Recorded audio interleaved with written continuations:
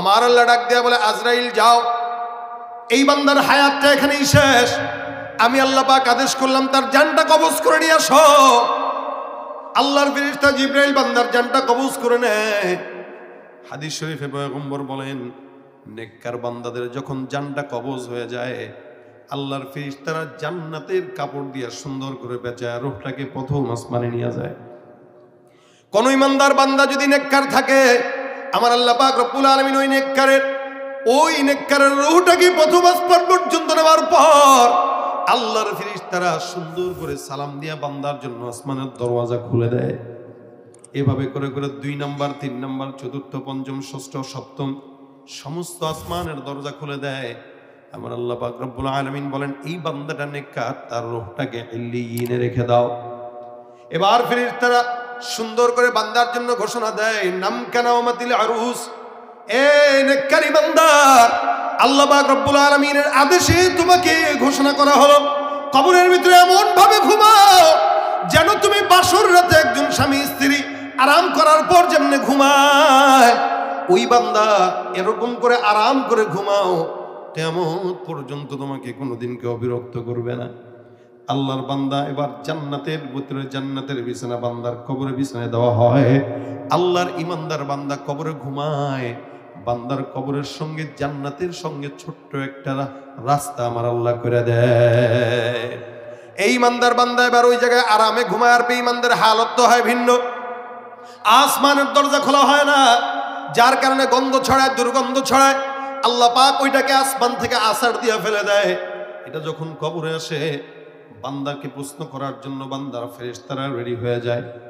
এরপরে আযাব শুরু হয়ে যায়। পয়গম্বর কয়, যখন জবাব না পারে এই বক্কার বান্দার কবরে এমন ভাবে আযাব হয়, আল্লাহ পাক ফেরেশতার হাতের ভিতরে লোহার হাতুড়ি ধরায় দেয়। মাহফিলে বসে আপনাদেরকে যে বলি যে জোরে বলেন সুবহানাল্লাহ, বলেন আলহামদুলিল্লাহ বলেন, এটার কারণ আছে। কারণ আমরা সবসময় চায়ের দোকানে বসা থাকি অথবা বাজার ঘাটে থাকি, বন্ধু বান্ধবদের আড্ডায় থাকি। আমরা কোনো আড্ডাতে বসলে গীবত ছাড়া আমাদের জবানে ভালো কোনো কথা বেরোয় না। এই মাহফিলে আসার দ্বারা অন্তত সুবহানাল্লাহ, আলহামদুলিল্লাহ, আল্লাহু আকবার গুলো জবান দিয়ে বের হয়। নবী বলেন, কেউ যদি একবার সুবহানাল্লাহ বলে, ইন্না ফিল জান্নাতি লাশাজারা, আল্লাহ পাক তার জান্নাতে একটা গাছ লাগায় দেয়। জোরে বলেন আর একবার। যারা বলেছেন তাদের জান্নাতে গাছ লেগে গেছে, এখন আরেকটা লেগে গেছে, আবার লেগে গেছে। সুবহানাল্লাহ। যত বলবেন তত, বলেন না, যত বলবেন তত লাগবে। এখন আপনি বলবেন এত গাছ দিয়ে কি করবো? আপনি গণেন তো দুনিয়াতে কত হায়াত পাইছেন আর কতবার সুবহানাল্লাহ বলছেন? বলছেন? যতদিন হায়াত পাইছেন ততদিন সুবহানাল্লাহ বলেন নাই। কখন বলছেন? মাহফিলে আসার পরে হুজুরেরা একটু বলছে তখন বলছেন। তা এত বিশাল বড় জান্নাতে এই 2-4টা গাছ কি হবে? এই এলাকার গাছ গুনতে পারবেন আপনারা? তাহলে এত বড় একটা এলাকা, তাও তো গাছ নাই, এখানে একটা, ওখানে একটা, এখানে একটা, ছড়ানো ছিটানো।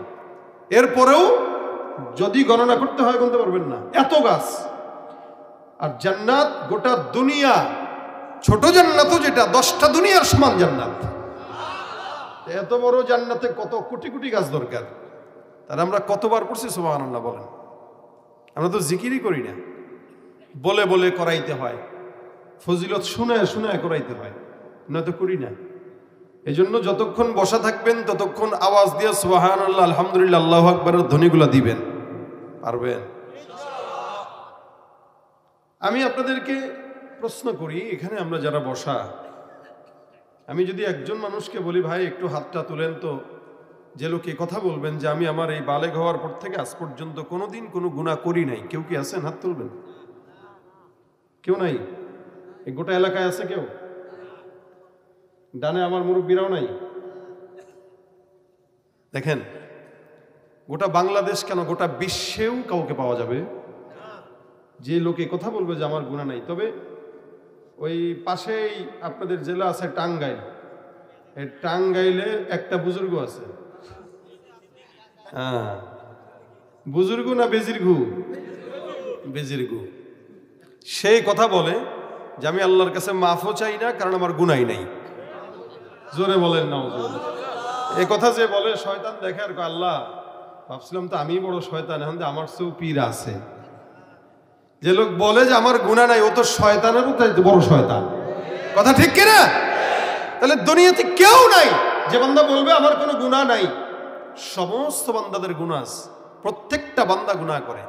আমি করি, আমার বাপে করে, আমার দাদাই করছে, তার দাদাই করছে। তবে হ্যাঁ, আল্লাহ পাক রব্বুল আলামিন নবীদেরকে মাসুম বানিয়েছেন। নবীদের কোনো গুনাহ নাই, জোরে বলেন। নবীদের ভুল ধরাটাও ভুল। কথা বুঝেন নাই? আমাদের সমাজে অনেক মানুষ আছে যারা নবীদেরও ভুল ধরে। নবীরা অনেকে অপরাধ করছে এরা কয়। যারা নবীদের ভুল ধরে তাদের ঈমানেই সমস্যা। নবীদেরকে আল্লাহ পাক রব্বুল আলামিন নিষ্পাপ বানিয়েছেন। সাহাবা আজমাইনদের আল্লাহ পাক মাফের ঘোষণা করে দিয়েছেন। তার মানে তাদের ভুলের কথাও বলা যাবে, তাদেরকে মাফ করে দিয়েছেন আল্লাহ। আল্লাহ কোরআনে বলেন রাদিয়াল্লাহু আনহুম ওয়া রাদু আন। সাহাবারাও আল্লাহর উপরে সন্তুষ্ট, আল্লাহও তাদের উপরে কি? আচ্ছা, আমরা কি আল্লাহর উপরে খুশি? বুঝে বলেন। আসলেই আমার তো মনে হয় না আমরা আল্লাহর উপরে খুশি। আমরা ইসলাম পেয়ে খুশি? বুঝে নাই, এই কারণে বলতেছে খুশি। আবেগে বলতেছি খুশি। ইসলাম পেয়ে যদি কেউ খুশি হয় সে কি দাড়ি কাটবে? এখন বলেন আপনি ইসলাম পেয়ে কেমনে খুশি হইলাম? তখন আমি দাড়ি কাটলাম মানে কি? আল্লাহ এটা ভালো লাগলো না, কেটে দিলাম। আল্লাহ কয় ইসলামের জন্য এটা জরুরি, এখন আমার ভালো লাগলো না, তার মানে সেই ইসলাম পেয়ে খুশি না, সেই ইহুদি নাসারাদেরটা খুশি। কথা কি বুঝাইতে পারছি আপনাদেরকে? আল্লাহর উপরে আমরা সন্তুষ্ট না, এই কারণে ব্যবসায় যদি একদিন একটু কম বেশ হয়, আল্লাহ খালি আমারই দেখলো, একটা গালি দিয়ে দিবে। আল্লাহ খালি আমার উপরে বিপদ দিল, আল্লাহ খালি আমারই বুঝলো, আমারই দেখলো। এই যে আল্লাহ পাকের উপরে কি করে প্রশ্ন তুলে দেয়, তার মানে সে আল্লাহর উপরে খুশি না। খুশি হইলে বিপদে পড়লেও বলতো আলহামদুলিল্লাহ, আবার নিয়ামত পাইলেও বলতো আলহামদুলিল্লাহ। কি বলেন? কথা ঠিক না? ইমানদার আল্লাহ পাক খুশিতে রাখলেও খুশি, বেজারে রাখলেও কি? এটাই তো ইমানদারের কাজ। সাহাবা একরাম এটা ছিল বলেই তো রাদিয়াল্লাহু আনহু ওয়া রাদু আন। সাহাবা আজমাইন বিপদে পড়লেও আলহামদুলিল্লাহ, মুসিবতে পড়লেও আলহামদুলিল্লাহ, আবার শুকরিয়া করলেও আলহামদুলিল্লাহ। কারণ নিয়ামত দেয় কে? মুসিবত দেয় কে? নিয়ামতও আল্লাহ, মুসিবতও আল্লাহ। মুসিবত পাওয়ার পরে বান্দা সবর করবে তো জান্নাত পাবে, নিয়ামত পাওয়ার পরে শুকর করবে, নিয়ামত বাড়ায় দিবে, জান্নাতও দিয়ে দিবে। দুইটার বিনিময়ে কি? কথা কয় না। দুইটার বিনিময়ে কি? নিয়ামতের বিনিময়ে কি? জান্নাত। মুসিবতের বিনিময়ে কি? মুমিনের তো লস প্রজেক্ট নাই, মুমিনের কোনো লস প্রজেক্ট নাই, সব জায়গায় লাভ আল্লাহ। কিন্তু আমরা বুঝি নাই, কারণ আল্লাহর উপর আমরা সন্তুষ্ট না। যে সাহাবা আজমাইন আল্লাহর উপর সন্তুষ্ট ছিলেন। এ দুনিয়াতে আমরা সবাই গুনাহগার, নবীরা ছাড়া, সাহাবারা ছাড়া। সাহাবীদেরকে আল্লাহ মাফ করে দিয়েছেন। এরপরে আসেন তাবেঈ। আল্লাহ পাক তাবেঈদেরকেও মাফ করবেন, রাসূল সাল্লাল্লাহু আলাইহি ওয়াসাল্লাম বলেছেন। কেন? এরা নবীকে যারা দেখেছে তাদেরকে দেখেছে। সুবহানাল্লাহ। এই জন্য আল্লাহ পাক বলেন আজকে থেকে জামানা যত অতীতে, মানুষ তত আল্লাহর নিকটে, জান্নাতের নিকটে। কথাটা আরেকটু ক্লিয়ার করি। যেমন আজ থেকে 100 বছর আগে যারা জন্মগ্রহণ করেছে বা দুনিয়াতে ছিল, তারা কি আমাদের চেয়ে খারাপ ছিল না ভালো ছিল? এই তো এক কথায় বলতেছেন ভালো ছিল। আমার চাইতে আমার বাবা অবশ্যই ভালো, আপনার চাইতে আপনার বাবা ভালো, আবার আপনার বাবার চেয়ে আপনার দাদা আরেকটু হইলেও ভালো। কেন? যেই বর্তমান সময়ের ফিতনা, 2000 সালের ফিতনা অথবা 1990 সালের ফিতনা আর 2025-এর ফিতনা কোনোদিন এক না। 2000 সালে অথবা 1990 সালে বা 70 সালে আমাদের বাবা দাদা যে গুনাহ কল্পনাও করে নাই, ওই গুনাহ আমাদের বাচ্চারা করতেছে। তাহলে ফিতনা বাড়ছে না কমছে? আল্লাহ বলেন ওয়াস-সাবিকুনাস সাবিকুন উলাইকাল মুকাররাবুন ফি জান্নাতিন নাঈম সুল্লাতুম মিনাল আউয়ালিন ওয়া কালিলুম মিনাল আখিরিন। জামানা যত অতীতে যায় মানুষ তত আল্লাহর নিকটে, আমাদের সমাজে কিছু মানুষরা আছে যারা নাকি আল্লাহওয়ালা বুজুর্গদেরকে গালি দেয়, আকাবিরদেরকে গালি দেয়, আসলাফদেরকে গালি দেয়। ইমানদার আল্লাহওয়ালা বুজুর্গ যারা অতিবাহিত হয়ে গেছে তাদেরকেও গালি দেয়। কিন্তু মনে রাখবেন, আল্লাহ পাক বলেন অতীতে যারাই চলে গেছে তারা আল্লাহর নিকটে ছিল, জান্নাতের নিকটে ছিল। নবী করিম সাল্লাল্লাহু আলাইহি ওয়াসাল্লাম বিদায় হয়ে গেছে 1450 বছর। 1450 বছর যে নবী বিদায় হলেন, যেই ব্যক্তিটা নবীর থেকে 100 বছরের দূরত্বে জন্মগ্রহণ করেছে, অথবা যেই ব্যক্তিটা নবী থেকে 1000 বছর থেকে দূরত্ব জন্মগ্রহণ করলো, আজকের থেকে যেই ব্যক্তিটা 100 বছর আগে জন্মগ্রহণ করলো, আমাদের চাইতে 100 বছর হলো সে আমার নবীর নিকটে। আবার যেই ব্যক্তিটা 1000 বছর আগে জন্মগ্রহণ করলো, ওই ব্যক্তিটা আমাদের চেয়ে 1000 বছর নবীর নিকটে। অর্থাৎ যেই ব্যক্তি আমার নবীর যত নিকটে, ওই ব্যক্তি আল্লাহর জান্নাতের নিকটে। যে ব্যক্তি আমাদের থেকে নবীর থেকে যত দূরে, ওই ব্যক্তি আল্লাহর জান্নাত থেকে তত দূরে। গতকালের জন্মগ্রহণ করা সন্তান আগামীকালের জন্মগ্রহণ করা সন্তান থেকে একদিন হলেও পয়গম্বরের নিকটে। কেন? সে 2 দিন আগে জন্মগ্রহণ করছে আর আমি 2 দিন পরে আসছি। সিনিয়র জুনিয়র ব্যাপার আছে না? আমরা তো স্কুল কলেজে যারা পড়ি, মাদ্রাসায় পড়ি, যে ব্যক্তিটা 1 বছর আগে ফারাই হয়েছে আর যে 1 বছর পরে ফারাই হয়েছে, সে আর তার সাথে 1 বছরের সিনিয়র জুনিয়র সময়, তুই কিন্তু আমার ছোট ভাই। কেন? তুই আমার পরে, আমি তোর 1 বছর আগে। তাহলে যেই ব্যক্তিটা নবীর জন্মগ্রহণ করার পরে নবীর থেকে 100 বছর দূরে মাত্র, সে আমাদের চেয়ে 1300 বছর আগে দুনিয়াতে আসছে। তার মানে সে নবীর নিকটে না দূরে? নিকটে। এমনই ভাবে প্রত্যেকটা মানুষ যে যত বেশি নবীর নিকটে, তত বেশি আল্লাহর জান্নাতের নিকটে। সুবহানাল্লাহ। ভাইরা আমার, এই কারণে আল্লাহ পাক রব্বুল আলামিনের হাবিব বলেন, এই জন্য যারা নিকটে তারা জান্নাতি। আল্লাহ পাক বলেন যারা নিকটে তারা আল্লাহর নিকটবর্তী, জান্নাতের নিকটবর্তী। জমিনের মধ্যে এই সমস্ত নিকটবর্তী বান্দারা আল্লাহর জান্নাতের নবীর সঙ্গে নিকটে থাকার কারণে আল্লাহ পাক তাদেরকে জান্নাতি বানায় দেয়। কারণ জমিন যত অতীতে চলে গেছে, ফিতনা তত কম ছিল। জামানা যত সামনে আগায়, ফিতনা তত বাড়ে না, কমে। আবার আগামী 5 বছর পর, 10 বছর পর ফিতনা আরো বাড়বে না কমবে? অনেক বাড়বে। যত সামনে জামানা আসবে ততই ফিতনা বাড়বে। এ মুসলমান নবীর উম্মত, এই ফিতনার মধ্যে আল্লাহ পাক রব্বুল আলামিন বান্দাকে ডাক দেয়া কয়, যদি গুনাহ হয়েই যায়, আমারও গুনাহ হয়, আপনাদেরও গুনাহ হয়, এমন কোন বান্দা নাই যে বান্দার গুনাহ হয় না। আমার আল্লাহ পাক রব্বুল আলামিন বলেন, গুনাহ যদি হয়ে যায় বান্দা কাজ করবা 2টা। 1 নাম্বার, ওয়া আনিস্তাগফিরু রাব্বাকুম সুম্মা তুবু ইলাইহি। খুব মনোযোগের সঙ্গে শুনেন। আল্লাহ পাক বলেন 1 নম্বরে বান্দা ইস্তিগফার করবা, 2 নম্বরে তাওবা। কোন বান্দা যদি 1 নম্বরে ইস্তিগফার আদায় করে আর 2 নম্বরে তাওবা করে, আমার আল্লাহ পাক রব্বুল আলামিন বলেন ওই বান্দাকে আমি আল্লাহ পাক কি নিয়ামত দিব শুনেন। ইস্তিগফার আর তাওবা এক জিনিস নয়, আলাদা আলাদা বিষয়। ইস্তিগফার মানে হলো এখন গুনাহ করলাম, এই মুহূর্তে গুনাহ থেকে আল্লাহর দরবারে মাফ চাওয়া। আর তাওবা হলো যেই গুনাহ করলাম আর জিন্দেগিতে গুনাহ করব না, এই মর্মে আল্লাহর দরবারে ওয়াদাবদ্ধ হওয়া। এই 2টা কাজ যদি কোনো বান্দা করে, আমার আল্লাহ পাক রব্বুল আলামিন বলেন ইউমাত্তিউকুম মাতাআন হাসানা ইলা আজালিন মুসাম্মা।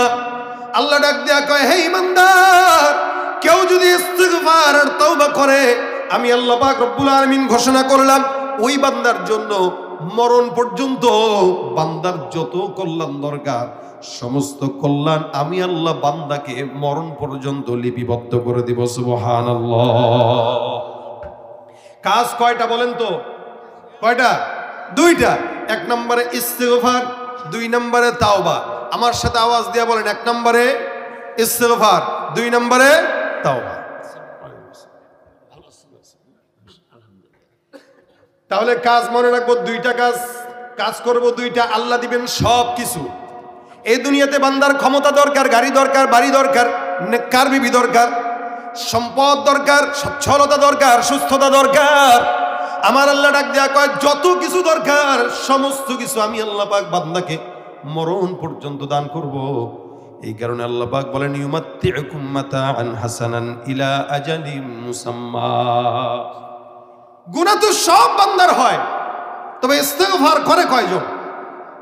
আর গুনাহ বান্দার হাত, কান, নাক, চোখ, মুখ, যা অঙ্গ প্রত্যঙ্গ আছে প্রত্যেকটা অঙ্গ প্রত্যঙ্গ অঙ্গের গুনাহ আছে আলাদা আলাদা।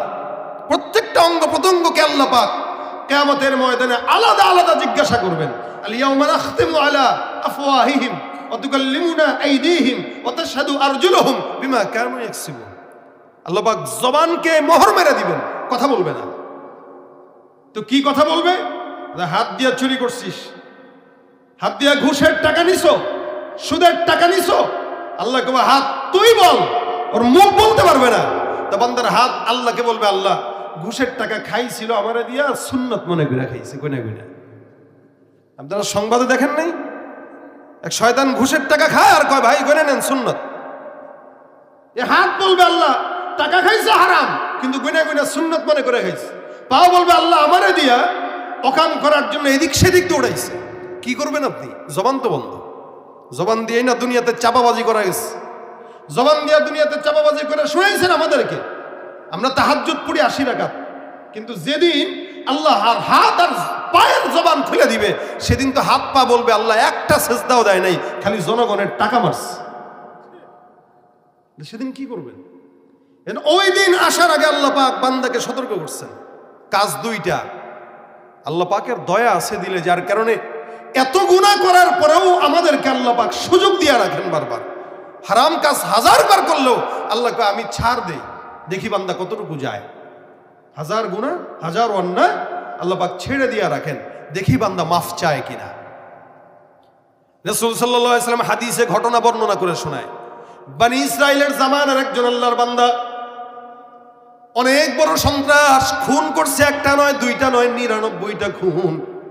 আল্লাহর নবী ডাক দিয়া কয়, 99টা খুন করার পর বান্দার মাথার মধ্যে আসলো আল্লাহর কাছে ক্ষমা চাওয়া দরকার।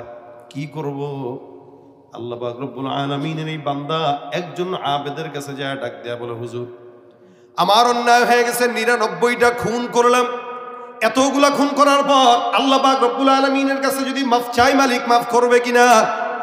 আল্লাহর ওই বান্দা ডাক দেয়া কয়, এ বেঈমানের বাচ্চা, 99টা খুন করে তুমি আমার কাছে আসছো মাফ চাওয়ার জন্য, এত সোজা নাকি? বেটা 24 ঘন্টা আল্লাহর ইবাদত করি, জিকির আজকার করি, তেলাওয়াত করি, নামাজ কালাম পড়ি, রোজা রাখি, আল্লাহর সব হুকুমগুলা মানার পরও তো আমিও আল্লাহর কাছে মাফ আশা করতে পারি না। আল্লাহ নাকি হয়তো আমাকে কোনো গুনাহের কারণে জাহান্নামে দিয়ে দিবেন। আর তোমার মতো একজন 99টা খুনের আসামি তুমি আসছো, আল্লাহ পাক তোমারে মাফ করবে মনে করছো? না না, এত সহজ নয়। 99টা খুন যদি করে থাকো, 99টা খুনের জাহান্নামের আযাবে যায়, তারপরে আল্লাহ তোমারে মাফ করবে। বান্দার মেজাজটা একটু গরম হয়ে গেছে। আরে বলে কি, এতগুলা খুন করলাম, মাফ তো চাওয়ার ইচ্ছা করলাম, আল্লাহ যদি মাফ না করে তাহলে ভালো হওয়া দরকার কি? বান্দার মেজাজ খারাপ হয়ে গেছে, চিন্তা করে, হুজুর ভাবছিলাম ভালো হয়ে যাব, মাওলা মনে হয় মাফ করবে, আপনি বলতেছেন আল্লাহ মনে হয় মাফ করবে না, তাহলে আর ভালো হওয়া দরকার কি? পকেটের ভিতরে চাকু ছিল, চাকুটা বের করে হুজুরের পেটের ভিতরে ঢুকাই দিয়ে এটারও হত্যা করে ফেলছে। আগে ছিল 99টা হত্যা, এখন হইল 100টা। এবার আল্লাহর কাছে ডাক দেয়া বলে, মালিক এতগুলা খুন করার পর তাওবার জন্য আসছিলাম, গুনাহ তো মাফ হয় নাই, আবার গুনাহটা বাড়া গেলাম, কি করব? আল্লাহ যেতে যেতে যেতে যেতে বান্দা একজন আলেমের কাছে গেল। আলেমকে ডাক দিয়া বলে, হুজুর আমি আমার জিন্দগিতে এমন কোনো গুনাহ নাই যে গুনাহটা আমি করি নাই। সর্বশেষ 99টা খুন করার পর একজন আল্লাহর বান্দার কাছে গিয়েছিলাম মাফ পাওয়ার জন্য। ওই বান্দা ডাক দিয়া কয়, আমি নাকি মাফ পাবো না, মেজাজ গরম হয়ে যাওয়ার কারণে তাকেও হত্যা করে ফেললাম। আপনার কাছে আসলাম, আপনি বলেন আল্লাহ পাক রব্বুল আলামিন যেন আমাকে মাফ করে দেয়। এমন কোন তওবার কথা যদি থাকে আপনি আমারে শুনান। আল্লাহর বান্দা ডাক দিয়া কয়, কয়টা খুন করছো? বলে 100টা। তোমার 100টা খুনের গুনাহ যেখানে শেষ, আমার মাওলার দয়া মাত্র আসমান থেকে সেখান থেকেই শুরু হয়ে যাবে। মাত্র খুন করলা তুমি 100টা। এ মুসলমান জানেন, আবু হুরায়রা রাদিয়াল্লাহু তাআলা আনহু থেকে বর্ণিত, নবী করিম সাল্লাল্লাহু আলাইহি ওয়াসাল্লাম বলেন, একটা মহব্বত, প্রেম, ভালোবাসা, রহমত আমার আল্লাহ পাক রব্বুল আলামিন যখন বানায়, এটাকে 100 ভাগে ভাগ করা হয়। গোটা দুনিয়ার জমিনে আল্লাহ পাক 100 ভাগের 1 ভাগ মহব্বতটা ছড়ায় দিয়ে রাখে। ইনসানের ভিতরেও 1 ভাগ, জিন্নাতের ভিতরেও 1 ভাগ, মাখলুকাতের মধ্যেও 1 ভাগ। গোটা দুনিয়ার জমিনে 1 ভাগ ছড়ায়া মায়ের প্রতি সন্তানের যদি এত ভালোবাসা হয়, সন্তানের প্রতি মা বাবার যদি এত প্রেম মহব্বত হয়, আমার আল্লাহ নবী ডাক দিয়া কয়, বান্দা 99 ভাগ মহব্বত কেবলমাত্র আমার আল্লাহ শুধুমাত্র বান্দাকে ক্ষমা করার জন্য আল্লাহর কাছে রেখে দিয়েছেন। ক্ষমা করবেন কে? আমরা মানুষকে ক্ষমা করতে পারি না, কিন্তু আল্লাহ বান্দারে ক্ষমা করে নির্দ্বিধায়। নবী করিম সাল্লাল্লাহু আলাইহি ওয়াসাল্লামকে আল্লাহ বলছেন, হে নবী, কিয়ামতের ময়দানে আপনার সব গুনাহগার বান্দাদেরকে একের পর এক চোখ বন্ধ করে সুপারিশ করেন, কোনো টেনশন নাই, লা উবালি, আমি কারো পরোয়া করি না আমার গুনাহগার বান্দাকে ক্ষমা করার জন্য। আপনি সুপারিশ করতে করতে ক্লান্ত হবেন, আমি আল্লাহ মাফ করতে করতে ক্লান্ত হব না। সুবহানাল্লাহ। ক্ষমা করেন কে? তুমি পারো করতে মোচন অভাব দুঃখী লোকের, তুমি পরম মুক্তিদাতা মালিকে জগতের, তুমি পারো করতে মোচন অভাব দুঃখী লোকের, তুমি পরম মুক্তিদাতা মালিকে জগতের, তোমার কাছে চাই যে পানা আমরা প্রতিদিন, তোমার দয়ায় পূর্ণ আমার সারা নিশিদিন। দয়া করেন কে? তা আমাদেরকে ক্ষমা করবে না? কথা কয় না, করবে কি? আশা রাখেননি আপনারা? ইনশাআল্লাহ। নবী বলেন, আমার উম্মত হওয়ার কারণে আখেরি উম্মতদেরকে সব নবীর উম্মতের আগে জান্নাতে দিয়ে দিবেন ইনশাআল্লাহ। সবাই পিছনে দাঁড়ায় থাকবে, আমরা জান্নাতে যাই ঢুকা খেলাধুলা শুরু করবো ইনশাআল্লাহ। নেবে না, আমাদেরকে নেবে না, কাকে নেবে? আল্লাহ পাক আমাদের জন্যই জান্নাত বানাইছেন। জান্নাতটা উইদ্দাত লিল মুত্তাকিন, আমাদের জন্য বানাইছেন। হ্যাঁ, এখন আপনি বলবেন, হুজুর গুনাহ যে করছি, ভাই আপনার গুনাহ কতটুকু? সমুদ্রের ফেনা, আসমান পরিমাণ, 7 আসমান 7 জমিন, তার চেয়েও বেশি দয়া আমার আল্লাহর আছে না নাই? তাতে আল্লাহ পাকের রহমত থেকে নিরাশ কেন হন? কেন নিরাশ হন? আল্লাহ বলছেন, লা তাকুনতু মির রাহমাতিল্লাহ। নিরাশ হওয়া যাবে? আপনার গুনাহ বেশি হইতে পারে, কিন্তু আল্লাহর দয়া তার চাইতেও বেশি। আল্লাহ পাক বান্দাকে, গোটা দুনিয়ার সব বান্দাকে মাফ করে দিলেও আল্লাহর কোনো যায় আসে? হ্যাঁ, সুবহানাল্লাহ। আল্লাহ পাক ক্ষমা করার জন্য আসমানে বান্দাকে ডাক দেয়, আলা মিন মুস্তাগফির। এই চানেওয়ালা কেউ থাকলে চাও, তুমি চাইতে দেরি করবা। নবী বলেন, কেউ যদি তার দিল থেকে একবার বলে আস্তাগফিরুল্লাহ, সমুদ্রের ফেনা পরিমাণ গুনাহ থাকলেও আল্লাহ মাফ করে দেয়। বান্দার জন্য আল্লাহ পাক হাজারো রাস্তা খুলে রাখছে, আমরা চাইতে জানি না। আমরা যেই পরিমাণে আমাদের পীর আর নেতাদের পিছনে ছুটি আর ডাকি, ওই পরিমাণে আল্লাহকে ডাকলে সবাই আমরা বুজুর্গ থাকতাম। সবাই আমরা যেই পরিমাণে মানুষের গোলামি করি, এই পরিমাণে আল্লাহর গোলামি যদি করতাম, তা আল্লাহওয়ালা হইতাম, বুজুর্গ থাকতাম, ওলি হয়ে যাইতাম। কিন্তু আমরা আল্লাহকে ডাকতে জানি না। মুশকিলের এই জায়গায় ডাকাটা জানতে হয়। যখন মন চায় তখন ডাকেন, কোনো টেনশন নাই।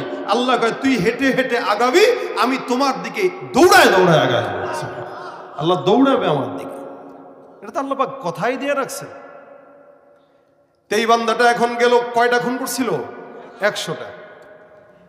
আলেম ডাক দিয়া বলে, তুমি একটা কাজ করো, বহুদূর এখান থেকে, উদাহরণস্বরূপ মনে করেন ঢাকা পর্যন্ত, ঢাকায় যাবা, 2-4 জন আল্লাহওয়ালা বুজুর্গ দেখবা, তাদের সোহবতে সময় লাগাবা, তাদের সঙ্গে আল্লাহর দরবারে মাফ চাবা। ইনশাআল্লাহ তওবার বরকতে আল্লাহ পাক তোমার মাফ করে দিবেন। এই গুনাহগার চিন্তা করে, কি এত সহজ মাফ চাওয়া? একজন কইলো মাফ নাকি সারা জিন্দেগিতেও পাবো না, মেরে আসলাম ওটারে। আর এ কয় আল্লাহ নাকি আমারে চাইলেই মাফ করে দিবে। 100 খুন এখানে কেউ করছেন? 100 খুন আছেন? একটা করছেন আছেন কেউ? থাকলেও তো বলে না। এটা বলার জিনিস, বলা দরকার নেই। আল্লাহর কাছে বললেন যে আল্লাহ আমি গুনাহ করছি, মাফ করে দিয়েন, ইনশাআল্লাহ মাফ করবে। তাহলে দেখেন, এ বান্দা এখন হাঁটা দিছে, এখান থেকে মনে করেন ঢাকা পর্যন্ত যাবে, মনে করেন আছে হইলো 70 কিলো 60 কিলো রাস্তা। এই 60 কিলো রাস্তা বান্দা রওনা হয়েছে, বাসার থেকে সুন্দর করে গোসল করছে, আতর টাতর লাগাইছে, লাগায় রওনা দিয়ে দিছে। যেতে যেতে যেতে যেতে বান্দা মাত্র 20 কিলোমিটার রাস্তা গেল। আমার আল্লাহ ডাক দেয়া বলে, আজরাইল যাও, এই বান্দার হায়াতটা এখানেই শেষ। আমি আল্লাহ পাক আদেশ করলাম তার জানটা কবজ করে নিয়ে আসো। আল্লাহর ফেরেশতা জিবরাইল বান্দার জানটা কবজ করে নেয়।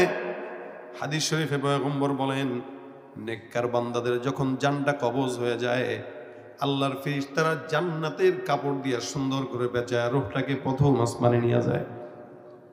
কোন ইমানদার বান্দা যদি নেককার থাকে, আমার আল্লাহ পাক রব্বুল আলামিন ওই নেককারের রূহটাকে প্রথম আসমান পর্যন্ত নেওয়ার পর আল্লাহর ফেরেশতারা সুন্দর করে সালাম দিয়া বান্দার জন্য আসমানের দরওয়াজা খুলে দেয়।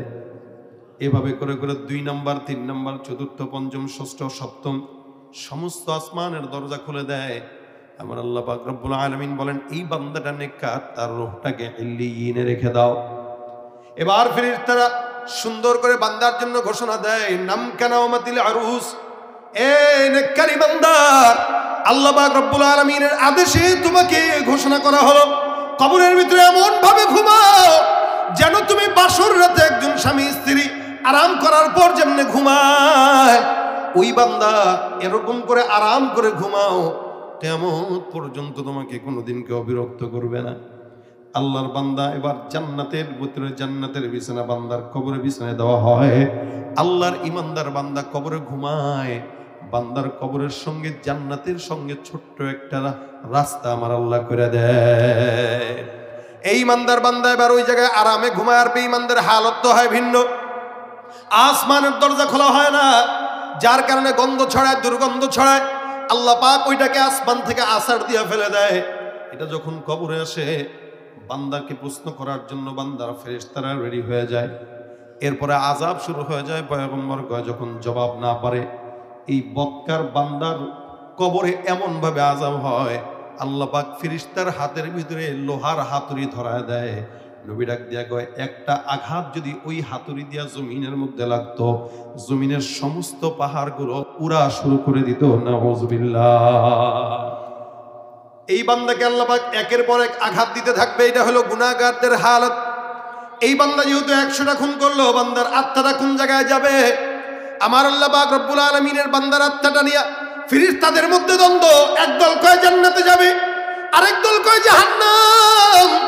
কেন জান্নাতে, কেন জাহান্নামে? 2 দলের ভিতরে দ্বন্দ্ব।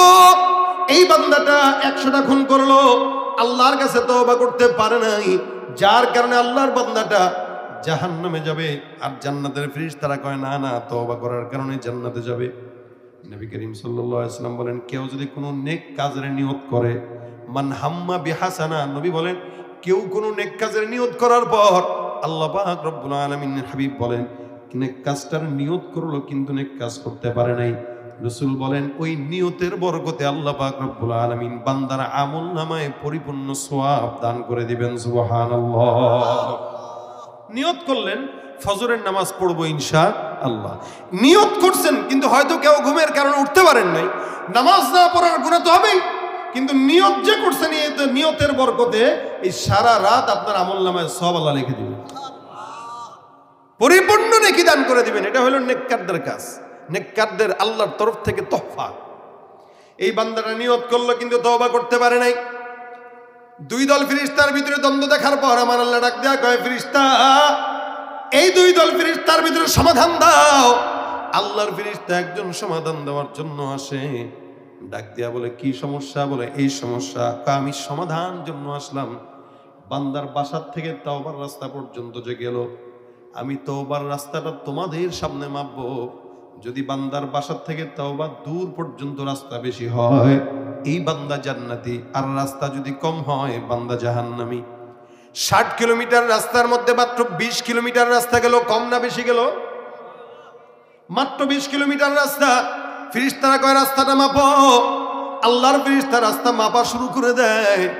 ফেরেশতারা তো জানে না বান্দা বেশি গেল নাকি কম গেল, আমার আল্লাহ জানে, আর ওই বান্দাটাও জানে। আমার আল্লাহ ডাক দেয়া কয়, জমিন, আমি আল্লাহ পাক রব্বুল আলামিন আদেশ করলাম, আমার বান্দাটা তওবার রাস্তা পর্যন্ত যদিও কম গেল, তুমি জমিন আমি আল্লাহর কথা শোনো, তুমি আমার গোলাম।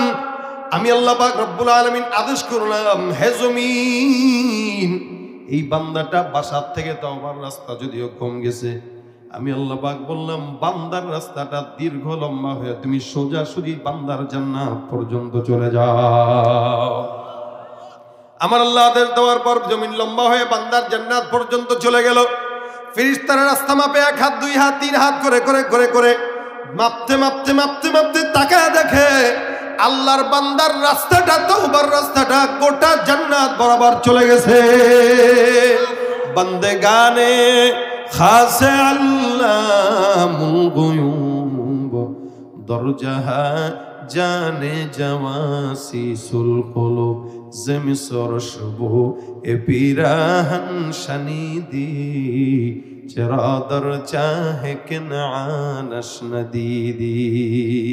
আমার আল্লাহ পাক রব্বুল আলামিন বান্দাকে বিপদের মধ্যে একা ছেড়ে দেন না। এ মুসলমান, এই বান্দাটা যদিও নেক কাজ করে নাই, কিন্তু নেকের নিয়ত করলো। বনি ইসরাইলের উম্মত, আখিরি নবীর উম্মত হইলো একটা কথা ছিল, কিন্তু বনি ইসরাইলের উম্মত হওয়ার পরেও আল্লাহর নবী বলেন এই বান্দাকে তাওবার নিয়তের বরকতে আমার আল্লাহ মাফ করে দিয়েছেন। এ মুসলমান, আমরা আখির নবীর উম্মত হওয়ার পর যদি আমার আল্লাহর কাছে মাফ চাই, আপনাকে আমাকে তো তার আগে আগে মাফ করে দিবেন। সুবহানাল্লাহ। এই জন্য ভাইরা আমার, ওয়াজ তো অনেক শুনেন, সব সময় শুনেন, মুশকিল হইলে ওয়াজ শুনি ঠিকই, মানি না। শুনেন ঠিকই, মানেন না। এই যে যতগুলো মানুষ আসছে সবাই তো জীবনে বহুত ওয়াজ শুনছেন, আমরা বহুত ওয়াজ করছি। প্রত্যেক মাসে না হইলেও 70-80 জায়গায় ওয়াজ করা লাগে। তাহলে এই যে এত ওয়াজ, এরপরেও কি নামাজি ফজরের সময় বাড়ছে? ফজরের নামাজে মসজিদে তাকাইলে মনে হয় বাংলাদেশের নাস্তিক ভরা, আর জুমার নামাজে মসজিদে তাকাইলে মনে হয় এদেশে ইমানদার ভরা। কারণ জুমার নামাজে 5 তলা মসজিদ ভরে, আর ফজরের নামাজে 5 টাকার লোক, 5 জন লোক হয় না। তাহলে কাদেরকে ওয়াজ করি? ওয়াজ করে গেলাম, নিয়ত করালাম ভাই ফজরের নামাজ পড়বেন তো? হ্যাঁ পড়বো হুজুর ইনশাআল্লাহ। ওই ইনশাআল্লাহ হলে বনি ইসরাইলের ইনশাআল্লাহ, মানে হুজুর বলছি আল্লাহ যদি চায়, আল্লাহ চায় নাই আমার দোষ কি? কথাটা বুঝেন নাই? আল্লাহ চায় নাই আমার দোষ কি? এর মনের ইচ্ছা নাই, এই কারণে আল্লাহ চায় নাই। এই জন্য নিয়ত করবেন, যা শুনবেন আমলের নিয়তে শুনবো ইনশাআল্লাহ। আল্লাহ আমল করার তৌফিক দান করুক, বলেন আমিন। তাহলে কাজ আগে বলেছি কয়টা? 2টা। একটা ইস্তিগফার, একটা কি? তাওবা। হাসান বসরি রহমাতুল্লাহ আলাইহি, উনি একবার উনার একটা খানকার মধ্যে বসা একজন মানুষ ঢুকলো। ঢুকার পরে ডাক দেয়া কয়, হুজুর আমার জীবনে এমন কোনো গুনাহ নাই যেই গুনাহ করি নাই। চুরি করছি, ডাকাতি করছি, সন্ত্রাসী করছি, মানুষ হত্যাও করছি, এমন কোনো গুনাহ নাই করি নাই। এমন ছোট্ট আমল দেন যে আমলের কারণে আল্লাহ পাক আমাকে মাফ করে দিবেন। হাসান বসরি বলেন, যাও যাও, ছোট্ট আমল হইল আস্তাগফিরুল্লাহ। বলেন না, আমল দিয়েছেন। বেচা কয়, হুজুর আমি বুঝছেন তো আমি কি গুনাহ করছি? কয় বুঝছি। হুজুর খুনও করছি? কয় বুঝলাম তো, যাও আস্তাগফিরুল্লাহ। হুজুর সব গুনাহ মাফ হয়ে যাবে? কয় হ্যাঁ বললাম তো, এটা পড়তে থাক। গেল। কিছুক্ষণ পর আরেকজন আসলো।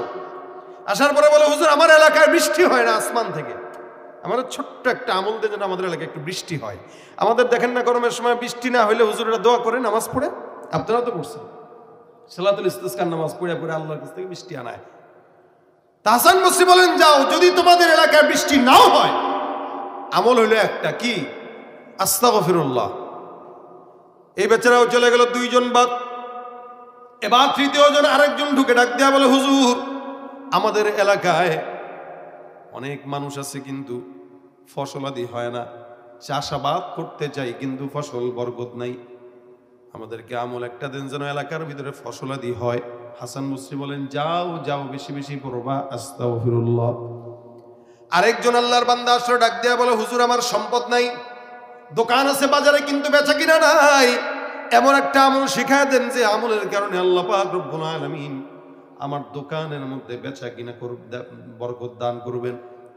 হাসান বসরি রহমাতুল্লাহ আলাইহি কয়, যাও যাও, বেশি বেশি পড়বা আস্তাগফিরুল্লাহ। আরেকজন আল্লাহর বান্দা এসে বলে, হুজুর আমার এলাকার ভিতরে আমি নিজে বিয়ে করছি, অনেক মানুষরা আছে যাদের সন্তান হয় না, এমন একটা আমল দিয়া দেন যে আমলের কারণে আল্লাহ পাক সন্তান দান করবেন। হাসান বসরি বলে, যাও বেশি বেশি জবান দিয়া পড়ো আস্তাগফিরুল্লাহ। তার মানে সন্তান না হইলেও পড়ব কি? আস্তাগফিরুল্লাহ। আমাদের দেশে অনেক বেআকলের দল আছে যারা নাকি সন্তান না হইলে সোজা খাজা বাবার দরবারে দৌড় দেয়। আচ্ছা বাবার একটা আব্বা ফু দেন একটু বউডারে, বউরে ফু দিয়া বাচ্চা হওয়া যায়? কথা কয় না, হওয়ানো যায়? কই ফু দিয়া বাচ্চা হওয়াবেন বলেন? ফু দিয়ে বাচ্চা আল্লাহ পাক বানাইছেন। ঈসা ইবনে মারইয়ামকে আল্লাহ পাক এখানে ফু দিয়ে দিয়েছেন। তা আল্লাহর ফেরেশতা জিবরাইল সেই জায়গাটা একটু খুলে একটা ফু দিয়ে দিছে। ফু দিয়া বলতেছেন আপনি কিন্তু মা হয়ে গেছেন। সুবহানাল্লাহ। মারইয়াম কয় কি বলে না বলে, বিয়ে শাদী কিচ্ছু করি নাই, আমি মা হয়ে গেছে। কারণ এটাই আল্লাহ পাকের আদেশ। মানুষকে কি বলবো সেটা ভিন্ন ঘটনা। তো ফু দিয়ে আল্লাহ পাক রব্বুল আলামিন বাচ্চা বানাইছেন মরিয়মের পেট থেকে ঈসাকে। এখন এই কারামতি দুনিয়ার কোন পীর দিতে পারবে? তাহলে খাজার দরবারে যা সন্তান চাওয়া যাবে? কথা কয় না। আপনারা চান নাকি? আমি তোমার ভয়ে আছি নাকি আবার আমারে উল্টা অ্যাকশন করেন আবার? হুজুর কি বলেন, আমরা তো খাজার ভক্ত। আল্লাহ ছাড়া কারো কাছে চাওয়া যাবে? যত বড় পীর হোক যাবে, যত বড় খাজা হোক যাবে। পীরগিরি আর মাজার পূজা চলছে দেশটা জুড়িয়া, শিরকি আর ভণ্ডামিতে দেশটা গেছে ভরিয়া। পীরগিরি আর মাজার পূজা চলছে দেশটা জুড়িয়া, শিরকি আর ভণ্ডামিতে দেশটা গেছে ভরিয়া। গাজার কলকি টান মারিয়া, গাজার কলকি টান মারিয়া দেখায় খাজার শান। ওরা শিক্ষিত শয়তান, ওরা শিক্ষিত শয়তান। ঠিক কিনা? যারা চাবো কার কাছে সন্তান হইলে? আল্লাহর কাছে। দেন বলে আল্লাহ। সন্তান হয় না, হাসান বসরি বলেন যাও ইস্তিগফার করো। তা বান্দা চলে গেল। আরেকজন আল্লাহর বান্দা এসে কয় হুজুর আমাদের এলাকায় নদীর ভিতরে পানি নাই, নদী নালা খাল বিল সব শুকিয়ে গেছে। এই যমুনায় যান দেখবেন যমুনা শুকানো, পদ্মায় যান দেখবেন পদ্মায় চর হয়ে গেছে। কালকে না আগের দিন খবরে দেখলাম সন্দ্বীপে শ্রীলঙ্কার চাইতেও বড় একটা দ্বীপ ভেসে উঠতেছে। সমুদ্র আস্তে আস্তে শুকায় যাচ্ছে। হাসান বসরি বলেন যাও বেশি বেশি আমল করো। কি? আস্তাগফিরুল্লাহ। এই 6 জন 5 জন যারা আসলো সবাইকে আমল দিল কয়টা? কথা কয় না, কয়টা? একটা। এবার পাশ থেকে একজন কয় হুজুর বুঝলাম না, সমস্ত মানুষকে আমল একটাই দিলেন, আমল কি হুজুর একটাই জানেন নাকি আর জানেন? এটা একটু জানা দরকার। হাসান বসরি বলেন মানে এই আমল আমি দেই নাই, এটা আমার বাবাও দেয় নাই, পীরও দেয় নাই, স্বয়ং আল্লাহ কোরআনে গোটা দুনিয়ার বান্দাকে দান করেছেন। আমলটা দিয়েছেন কে? আল্লাহ। গোটা দুনিয়ার বান্দাকে আল্লাহ পাকে আমলটা দান করছে। এই জন্য হাসান বসরি রহমতুল্লাহ আলাইহি বলেন শোনো, আল্লাহ পাক কোরআনে বলেন ফাকুল তুস্তাগফিরু রাব্বাকুম ইন্নাহু কানা গফফারা। ফাকুল তুস্তাগফিরু রাব্বাকুম ইন্নাহু কানা গফফারা। কোন বান্দা যদি ইস্তিগফার করে আল্লাহ পাক বলেন নিশ্চয়ই আল্লাহ ক্ষমাশীল, বান্দার যত গুনাহ আছে সব আল্লাহ পাক ক্ষমা করে দিবেন। যেই বান্দা গুনাহ মাফের জন্য আসলো ওই বান্দাকে ইস্তিগফার আল্লাহর এই কোরআনের আয়াতের কারণেই দিয়েছি। 2 নম্বর ইউরসিলিস সামা আলাইকুম মিদরারা। আসমান থেকে আল্লাহ পাক রব্বুল আলামিন বৃষ্টি বর্ষণ করে দিবে। হাসান বসরি বলেন যেই বান্দা বৃষ্টির জন্য আসলো ওই বান্দাকেও আমি আল্লাহর কোরআনের এই আয়াতের মাধ্যমে আমলটা দিয়েছি। কারণ আমার আল্লাহ বলেন কেউ যদি ইস্তিগফারের আমল করে বান্দা আসমান থেকে উপকারী বৃষ্টি আমি আল্লাহ বান্দার জন্য দান করে দেব। সুবহানাল্লাহ। ওয়ায়ুমদিদুকুম বিআমওয়ালিন ওয়া বানিন। সম্পদ যদি না থাকে, সন্তান যদি না থাকে, আল্লাহ পাক রব্বুল আলামিন বলেন আমি আল্লাহ পাক রব্বুল আলামিন ওই বান্দার জন্য যত সম্পদ দরকার, যত সন্তান দরকার, সব সম্পদ আর সন্তানের বন্দোবস্ত আসমান থেকে আমি আল্লাহ ফয়সালা করে দিব। সুবহানাল্লাহ। ওয়াজআল লাকুম জান্নাতি ওয়াজআল লাকুম আনহারা। নদী নালায় পানি যদি না থাকে, ফসল যদি না থাকে, আল্লাহ পাক রব্বুল আলামিন বলেন আমি আল্লাহ পাক বান্দার জন্য সকল প্রকার নিয়ামতের জন্য বন্দোবস্ত করে দিব। বলে কতদিন? ইলা আজালিম মুসাম্মা। বান্দার মওত পর্যন্ত যত যত নিয়ামত দরকার সমস্ত নিয়ামত আমি আল্লাহ বান্দার জন্য দান করে দিব। সুবহানাল্লাহ। ঘোষণা তো করেছেন আল্লাহ। আল্লাহর কথায় কি হেরফের হয়? লা তাবদীলা লিকালিমাতিল্লাহ। আল্লাহর কোনো কথায় এলোমেলো নাই, যা বলছেন তা হবেই, হতে হবে, কারণ ওয়াদা কার? দুনিয়ার মানুষ 2 নম্বরই করে। দুনিয়াতে মানুষ কথা দিয়া কথা রাখে না, আল্লাহ বান্দাকে কথা দিয়া কথা রাখে না, এটা হয় না। এই জন্য ভাইরা আমার মজলিসে বসলাম, শাবান মাস চলতেছে, বরকতি মাস। যেহেতু শাবান মাস চলতেছে, কিছু কথা শাবানের জন্য বলি। রাসূল সাল্লাল্লাহু আলাইহি সাল্লাম এই শাবান মাসে বেশি বেশি রোজা রাখতেন। আম্মা জান আয়েশা বলেন, আমি অন্য কোনো মাসে এমন রোজা রাখতে দেখি নাই যেটা শাবানে দেখতাম। সাহাবারা আরজ করলেন, ইয়া রাসূলুল্লাহ, শাবান মাসে আপনি কেন এত রোজা রাখেন? নবী আমার ডাক দিয়া কয়, সাহাবা আজমাইনের দল শুনো, শাবান মাসে আমার আল্লাহ পাক রব্বুল আলামিনের কাছে বান্দার আমলনামা পেশ করা হয়। সুবহানাল্লাহ। আমরা যে আমল করি, এই আমলগুলো শাবানে আল্লাহর কাছে পেশ হয়। রাসূল বলেন, আমি এই কারণে রোজা রাখি যে আমার আমলনামা যখন আল্লাহর কাছে যাবে, আল্লাহ যেন দেখে যে আমি মুহাম্মদ রোজাদার অবস্থায় আছি। সুবহানাল্লাহ। শাবানে আমল দিবস, আল্লাহ পাক বান্দার আমলনামা হিসাব করে। আমলনামা, আমল শুমারি। আমাদের দেশে আদমশুমারি হয় না, কে কতটুকু বান্দা এই দেশে কতটুকু আছে, জনসংখ্যা কত। আদমশুমারিতে মুসলমানের গণনা বেশি না কম বলেন তো? বেশি। এদেশে মুসলমানের সংখ্যা বেশি, আদমশুমারিতেও বেশি। কিন্তু আমল শুমারি যদি হইতো, মুসলমান যতগুলা তার চাইতে অনেক কম থাকতো আমলদার মানুষ। আমল শুমারিতে আমলদার কম থাকতো। এজন্য রাসূল বলেন, আমাকে আল্লাহ পাক রব্বুল আলামিন যেন এইভাবে দেখে যে আমি একজন আমলদার, রোজাদার। এজন্য রাসূল বেশি রোজা রাখতেন। তো যেহেতু শাবান মাস চলতেছে, শাবান মাসে আমরা চেষ্টা করব যারা রোজা রাখি না এখনো, অন্তত একটা হলেও রাখার, যাতে রাসূলের সাথে মিশে। এবং এই শাবানে আমরা গুনাহ থেকে বেঁচে থাকবো। কেন? কারণ শাবানে আমার আমলনামা আল্লাহর কাছে যাবে, যেন আমার আমলনামাটা গুনাহগার অবস্থায় না যায়। রাজি আছি ইনশাআল্লাহ? শাবানে এই চেষ্টাটা করবেন যেন আল্লাহর কাছে আমার গুনাহ না যায়, আমলনামাটা যেন যায়। রোজাও রাখবেন, শাবান থেকে চেষ্টা করা, রমজানের চেষ্টা করা। অনেক বুজুর্গরা দিনরা বলতেন, রজব মাস আমলের গাছের চারা লাগানোর মাস, শাবান মাস গাছে পানি দেওয়ার মাস, আর রমজান মাস ওই গাছ থেকে ফল পেড়ে খাওয়ার মাস। সুবহানাল্লাহ। মানে আমলের গাছ লাগাইবেন কোন মাসে? রজব মাসে। পানি দিবেন কোন মাসে? শাবান মাসে। এটা বড় হবে। আর রমজান যখন আসবে, ফল পেড়ে পেড়ে খাবেন। একটা দুইটা না, একটা নেকের কাজ করবেন, 70টা ফল পেড়ে খাবেন। এই জন্য শাবান হলে প্রস্তুতিমূলক। এই মাসে সবচাইতে একটা ঘৃণিত দিন আছে, যেটা 14ই ফেব্রুয়ারি। আমার দেশের যুবক ভাইরাই 14ই ফেব্রুয়ারি পালন করে। আল্লাহর হস্তে আপনাদের কাছে হাতে ধরে বলে যাই, সন্তানদের নজরদারিতায় রাখবেন। এবং যুবকেরা আল্লাহর হস্তে এই দিনে কোনো নোংরামি যেন না করে, এদিকে নিজের চেষ্টা করবে। কারণ এই দিনে দিবাগত রাত্রে লাইলাতুন নিসফি মিন শাবান, আমরা এমন কোনো কাজ যেন না করি যেটা আমাদের ঈমানকে হালকা করে দেয়, গুনাহের খাতায় নাম লেখানো হয়। যেহেতু এই মাসে আমলনামা পেশ করা হয়, কোনো যুবক যুবতী যদি একসঙ্গে নোংরামি করার জন্য কোনো জায়গায় যায়, আল্লাহর কাছে ওদের আমলনামাটা কোন হালতে গেলে একটু চিন্তা করে দেখে। আমরা কতটুকু চিন্তা করি? হায়াত পাইছি কয় বছর, কয়দিন আল্লাহর কাছে চাইছি বলেন? এই জন্য রমজান আসতেছে, প্রস্তুতি এখন থেকে নেওয়া। রমজানটা যেন আমাদের আমলনামায় কাটে, বলেন আমিন। আমলের সাথে যেন কাটে। রমজানটা বান্দাকে মুত্তাকি শেখায়, মুত্তাকি হওয়া বানায়। এই জন্য রমজানের প্রস্তুতি এখন থেকে নেওয়া। বেশি বেশি ইস্তেগফার। আমি যে আয়াতে কারিমা তেলাওয়াত করেছি, আল্লাহ পাক বলেছেন বেশি বেশি ইস্তেগফার করো। নবী বলেন, কেউ যদি তার জবানে ইস্তেগফার উঠায় নেয়, লাজিম বানায় নেয়, আল্লাহ তার বান্দার সমস্ত পেরেশানি দূর করে দিবেন। মিন কুল্লি হাম্মিন ফারাজা, সব পেরেশানি দূর হয়ে যাবে। আমিন কুল্লি যিকিন মাখরাজা, যত বিপদ আপদ আছে সব দূর করে দিবেন। এবং এমন জায়গা থেকে রিজিকের ফয়সালা করবে বান্দা কল্পনাও করতে পারবে না। আমরা তো বড় লোক হইতে চাই কি চাই না বলেন? টাকা যেন বেশি হয়, কারণেই তো এখানে চাকরি করে, আবার ওদিকে ওভারটাইমও করে, আবার ফাঁকতালে মাঝে মাঝে ডিমও বেছে। কেন রে ভাই? ভাই অনেক টাকা দরকার, টাকা ছাড়া শান্তি নাই। তা আপনার টাকা লাগলে আপনি লাইনে কামান, বেলাইনে কামান কে?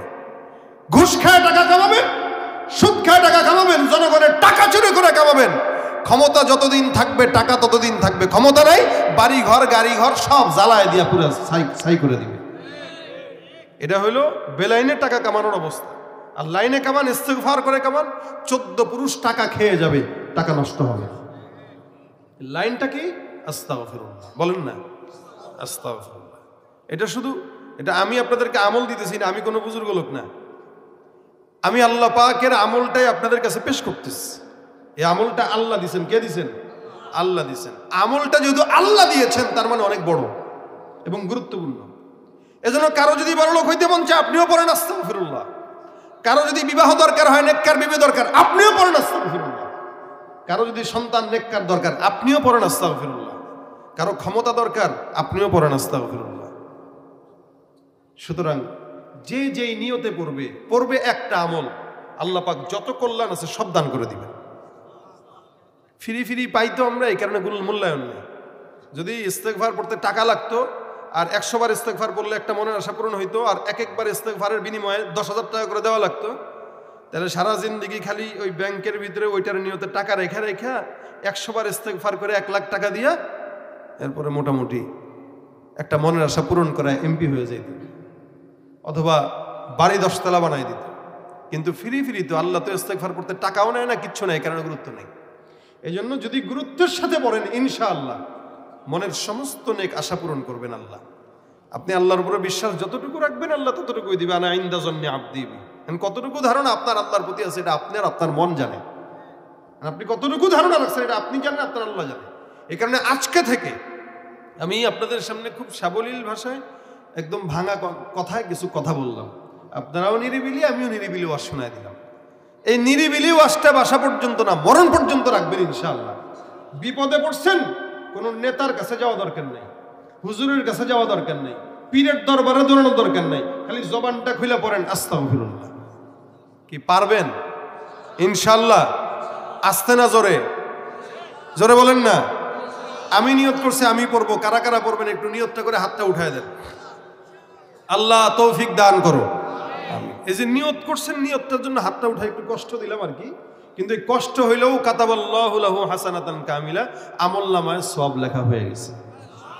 রমজান আসতেছে, এখন থেকেই নিজেকে পবিত্র বানায় নেন, যে রমজানটা যেন পবিত্রতার সাথে কাটে। বেশি বেশি যেন ভাজা পোড়া 2 নম্বর জিনিস দিয়ে খাওয়াইতে পারে, এই নিয়ত করেন।